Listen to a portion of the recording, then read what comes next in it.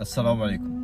يقول آلان كيكي وهو شاب في 22 من عمره يصف المرأة قوية الشخصية، وله جملة جميلة جدا قال: إن لم تكن رجلا من مطر فلا تعشق امرأة من ورد.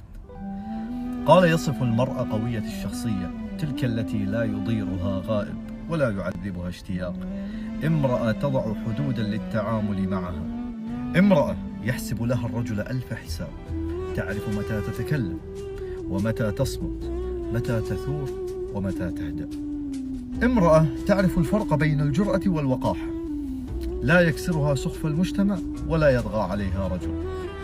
باختصار، كوني امرأة قوية، لأن المرأة المنكسرة لا تثير شيئا سوى الشفقة.